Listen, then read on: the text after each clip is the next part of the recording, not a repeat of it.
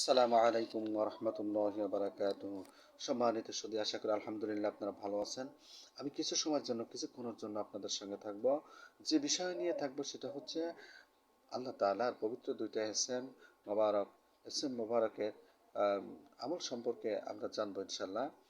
আজকে যে দুইটা যে ইসম সেটা সম্পর্কে আমরা জানবো, সেটা হচ্ছে একটা হচ্ছে আল্লাহু মুমিনু। এটা সুন্দর, আল্লাহ আমার রবের সুন্দর একটা এসএমের মধ্যে সুন্দর একটা এসএম, সেটা হচ্ছে আল্লাহ মুমিনু। যে ব্যক্তি এসএম মোবারক 1000 বার 1000 বার এটা সে প্রতিদিন এটা পাঠ করবে, অথবা এটা যদি কারোর সঙ্গে থাকে যে আল্লাহ মুমিনু এটা যদি লেখে, যদি তার সঙ্গে থাকে, সে যদি আমল যদি না করতে পারে, তাহলে আল্লাহ তাআলা এই সুন্দর এসএম মোবারকের কারণে, এর বরকতে আবার আল্লাহ তাআলা শয়তানের ফিতনা হতে তাকে নিরাপদে রাখবে, এবং কোনো শত্রু তার কোনো ধরনের কোনো অনিষ্ট করতে পারবে না ইনশাআল্লাহ। যে ব্যক্তি এই এসএম মোবারক আল্লাহু মুমিনু এসএম মোবারক সারা জীবন জীবন প্রত্যেক প্রত্যেক প্রত্যেক দিন 1000 বার করে পাঠ করতে থাকবে, আল্লাহ তাআলার এর ফজলে তামাম মাখলুক তার বাধ্যগত হয়ে থাকবে ইনশাআল্লাহ। আরেকটা হচ্ছে আল্লাহ মুহাইমিন।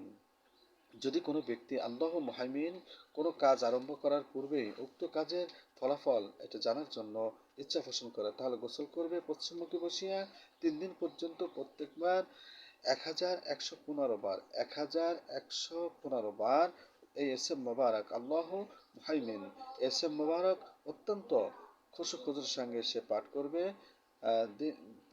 আল্লাহ তাআলা এর বরকতে, আল্লাহ তাআলার ফজলে তার কাজের ফলাফল সে আলহামদুলিল্লাহ সে জানতে পারবে। আল্লাহ মুহাইমিন। যদি কোনো ব্যক্তি এই এসএম মোবারক প্রত্যেক দিন উত্তম রূপে পাঠ করতে থাকে, আল্লাহ তাআলা এর ফজলে যাবতীয় বালা মুসিবত থেকে আল্লাহ তাআলা তাকে হেফাজত করবেন।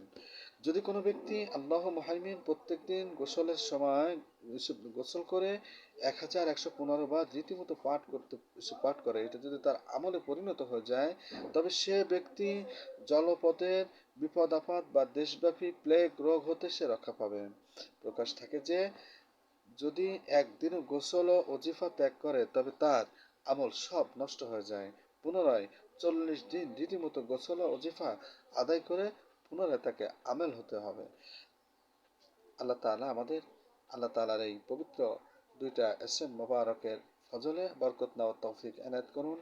সম্মানিত সুধী, আপনিও জানেন, অন্যকে জানার সুযোগ করে দেন। আসসালামু আলাইকুম ওয়া রাহমাতুল্লাহি ওয়া বারাকাতুহু।